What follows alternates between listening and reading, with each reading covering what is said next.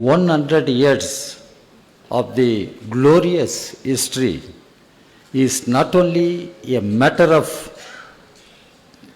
pride, but also a call to new responsibility.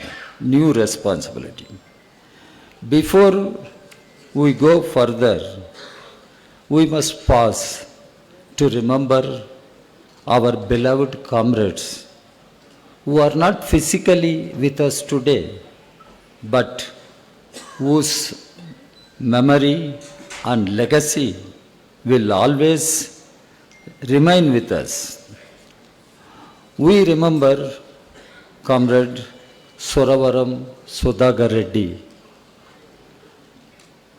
whose life was dedicated to building the party and guiding us with his wisdom and clarity. We remember Comrade Suravaram Sudhagar Reddy, who is no more with us. Comrade Atul Kumar Anjan, a tireless fighter for the rights of the peasants and workers, whose voice powerfully echoed the concerns of our country. We remember Comrade Kanam Rajendran, a pillar of strength in Kerala and a fighter who embodied the militant and mass character of our party. Their passing has left us poorer, but their contributions enrich our struggle. This Congress is also a tribute to them, tribute to those comrades and their legacy. We should also be conscious that the Congress is taking place on the historic soil of Punjab. Punjab is a land that has given India some of its tallest heroes. It was here that the Gadar movement was born under the leadership of Sogan Singh Bakana. It was here that young Kartar Singh Sarbana, he raised the banner of revolution against the mighty British Empire. It was from this land that Udham Singh avenged the Jallianwala Bagh massacre, and it was here that Bhagat Singh, our Bhagat Singh, grew into one of the greatest revolutionaries that country has ever produced. Notwithstanding the call of Inqulab Zindabad, now it is reverberating all over the country. Comrades, the people of Punjab in general have always been at the forefront of sacrifices, whether in the anti-colonial struggle, in the struggles of peasants and workers, or in defending the unity of the country.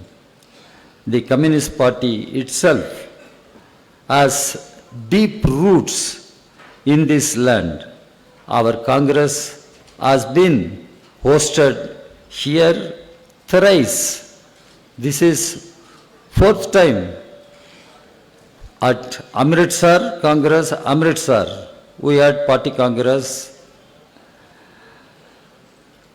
It was in the year 1958. Then we had Party Congress in Batinda in 1978 after emergency. And we had Party Congress in the same Chandigarh city in 2005. Each time Punjab has provided inspiration to the entire party, energy and new direction to the movement. We must also remember the blood of hundreds of our comrades who laid down their lives in this very land fighting fanaticism and terrorism. The name of Comrade Darshan Singh Canadian and countless others will always remain on integral part of our red history, integral part of the Communist Party's history, the red history. Comrades, we gather at a time when the world is undergoing deep turmoil. The suffering of the Palestinian people continues. Entire generations in Gaza are being wiped out by Israel with the full support of US imperialism. The barbarity is unending. The so-called rules-based world order stands exposed as nothing but the rules of imperialist domination. Across West Asia and Africa, wars and conflicts are tearing societies apart, driven not by the needs of people, but by the hunger of imperialist powers for oil, gas, minerals, and strategic control. The inter-imperialist rivalries between the United States and Europe are sharpening. Donald Trump is trying to weaponize tariffs to coerce the nations into domination, trying to uphold the decadent hegemony of the US and the West. The world order we see is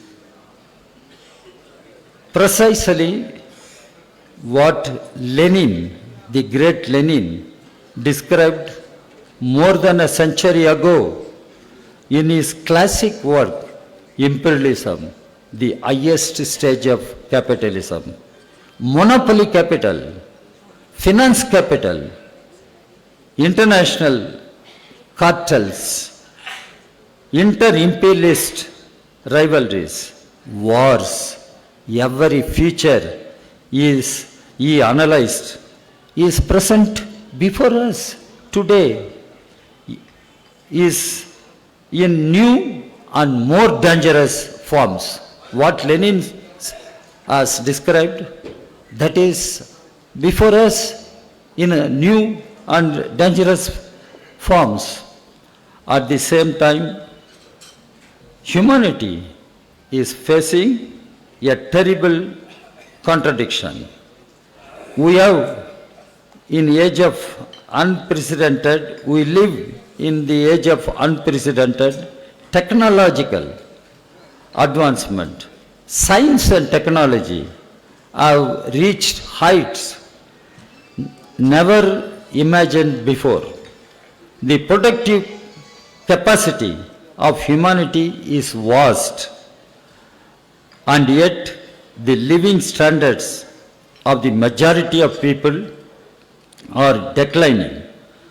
Hunger stalks the world. Inequality is at grotesque levels. Health and education remain privileges for the few, not rights of all. Education is not right. Education, health is not right for all, but they remain privileges for a few people. Why this is so? Because the capitalist model of development is inherently exploitative, inherently incapable of ensuring prosperity for all. Capitalism can never ensure prosperity for all. Capitalism thrives not by satisfying human needs, but by producing profit for a handful. This is why we see environmental catastrophe. Today, the capitalist system loots the nature in the same way it loots individual lives. Entire communities forced to displacement as climate refugees. Yet there is resistance. There is resistance. We must be optimistic. We must be hopeful for the future. In Latin America, once again, the left is emerging, winning governments and challenging the imperialist dictators. Alternative global formations between countries of the global south are resisting the imperialist designs. Now, in Bangladesh, in Sri Lanka, in Nepal, we have seen massive people's movements against corruption, against economic collapse, against authoritarian rulers. These struggles have produced different political outcomes, from progressive, some disappointing, but they all show the same truth. People's anger is simmering across the world. People's anger across the world. People are refusing to accept misery as fate. Now people do not want to agree that misery is what is fate written on your head. It is destiny. No. People are refusing to accept that. People are refusing to accept the misery as fate. However, about the intervention of the left without a revolutionary and democratic direction, such anger risks being captured by right-wing, sectarian and authoritarian forces. This is why the role of communists and left forces worldwide is decisive to connect with the mass struggles, to give them clarity and to channel them towards socialism and democracy. It is the task before the left and communist movements. Comrades, our own country is passing through an equally critical period. India is passing through a critical period. The year 2014 was a watershed movement. The coming of BJP to power with an absolute majority was not just a change of government. It was a qualitative change in the nature of our polity, It was a qualitative change. For the first time, the RSS, the organization which never took part in our great freedom struggle, which opposed the very constitution of India, which has been given to us by the prime architect Dr. Ambedkar and galaxy of leaders.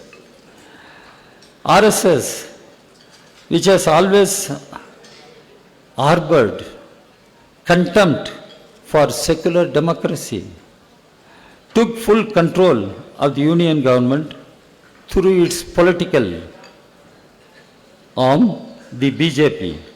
Since then, we are witnessing systematic assault on the very foundations of Indian Republic. Parliament has been reduced to be redundant. If Parliament becomes redundant, where is the democracy? That's what we should understand. The judiciary is pressurized and weakened. Federalism is trampled upon. Federalism. After all, Constitution defines India, that is Bharat, union of states. It is not unitary, union of states. So, federalism is trampled upon. The media is lured and turned into a propaganda machine. Scientific institutions are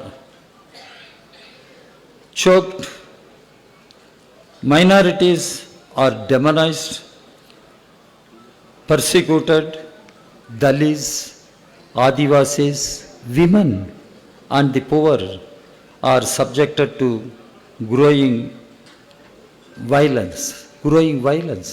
RSS is trying to polarize the people, instigate violence at all levels. The BJP RSS project, their design, is nothing less than the attempt to convert our secular democratic republic into a theocratic nation, into a Hindu Rashtra, which is hierarchical, theocratic and fascist. Let us recall here the warning given by Dr. B.R. Ambedkar on the floor of the Constituent Assembly. He said that the idea of Hindu Rashtra would be the greatest calamity for our nation. If theocratic nation, India becomes theocratic nation, that is the biggest calamity for India, whose words, Ambedkar's words, ring truer, very true today than ever before. The calamity that Ambedkar feared is what the BJP RSS are trying to impose on India. And they are doing so by combining the most aggressive communal politics with the most ruthless crony capitalism. Today, who are being patronized to loot the country, to loot the people, Adanis, Ambanis, we all know. A handful of corporate houses are being given complete control over resources, our infrastructure, even our policies, privatization of public sector, dismantling of labor rights, destruction of welfare programs. All of this is happening hand in hand with communal polarization, suppression of dissent, and authoritarian rule. This is the model of fascism in India. Authoritarianism, politics, plus monopoly capitalism, it allowed to continue. If this is allowed to continue, it will destroy not only democracy, but also the very idea of India as a plural, inclusive, democratic republic. The 2024 elections showed the resistance, that resistance is possible, that India bloc was able to bring down BJP's tally in parliament to 240, depriving BJP of a majority, single party majority. This was setback to the fascist forces, but let us not be complacent. The bloc lacked cohesion, lacked clarity of objectives, lacked a common agenda beyond electoral arithmetics. To defeat fascism, we need more than numbers. We need political unity based on clear principles. We need secularism, democracy, social justice, and people's welfare at the core. This is where the left has a decisive role. The left is the most consistent and uncompromising force against fascist forces, fascist designs. Left is not a matter of, left unity is not a matter of convenience. It is a historic necessity. That is what our party feels. Left unity is a historic necessity. It alone can provide ideological clarity, moral legitimacy, and organizational strength to the broader opposition. Only the left can provide an alternative vision rooted in equality, secularism, democracy, and socialism. Comrades, the BJP's reckless policies have created multifaceted crisis. Unemployment is an unprecedented high, is at unprecedented high. With our youth losing hope in the future, public education and health are being dismantled, handed over to private profiteers. Food security is under attack, with public distribution system being eroded and hunger increasing in our country. The farmers or kisans are being betrayed even after their historic struggle. We all witnessed, particularly the farmers from Punjab, Rajasthan, Haryana, they were in the forefront of the historic struggle, and they came to Delhi and they were not allowed to enter into Delhi, but they did not move. They surrounded Delhi and led this historic struggle. Media, this housing, when we talk of poor people, housing for the poor remains a dream. Media has been stripped of neutrality, turned into a weapon of lies and hate. If you go through any media, you find how falsehoods are spread and lies are spread. And inequality has reached shameful extremes in India, in countries of global south, we must say. With a few billionaires richer than the entire population of the bottom half. In India it happens. A few Adanis, Ambanis, they are richer than the bottom 50% of our population. This is not accidental. This is the direct outcome of the communal corporate nexus. On one side communal, on the other side corporate. This is the nexus that is emerging in India.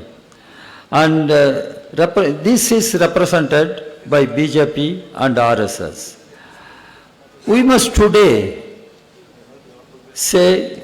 say it clearly, unless BJP is removed from power, unless the poison of their ideology is purged from society and institutions, India cannot survive as a democracy.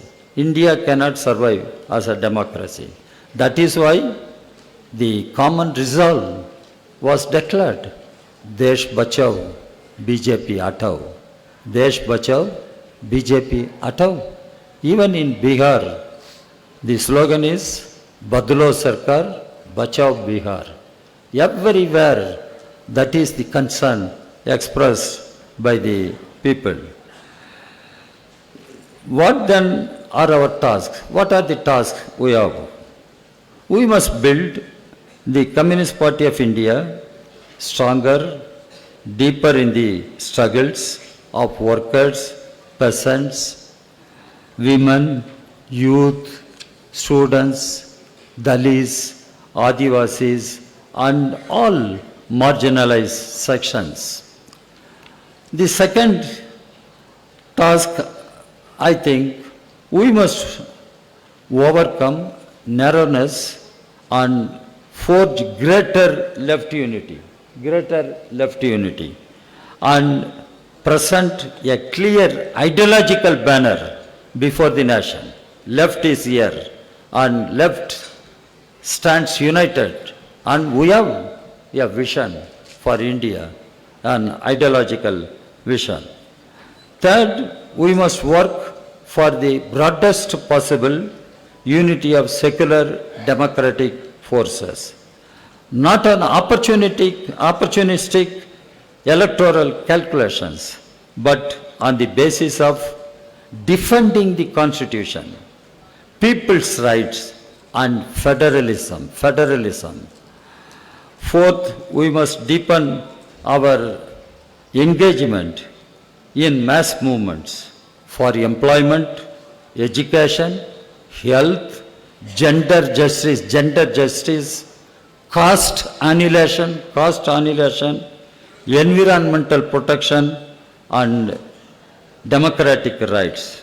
We must also learn to raise new forms of communication, including digital platforms, to connect with the younger generation and to spread the socialist vision.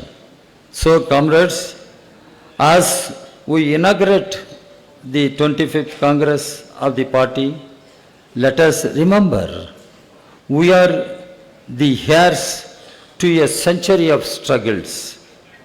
From the Gadar movement to the martyrs of Telangana, from the workers of Bombay, Kolkata, and Puducherry, to the peasants of Punjab, Bengal, Kerala, and Tamil Nadu, from the anti-colonial battles to the present defense of democracy, the party has always been the voice of the voiceless, the defender of the downtrodden people, the vanguard of the justice. We should be proud that we are the vanguard of justice for the people. Bhagat Singh said that revolution is not about bombs and pistols. This is what Bhagat Singh said. Bhagat Singh said that the revolution is not about bombs and pistols, but about radical transformation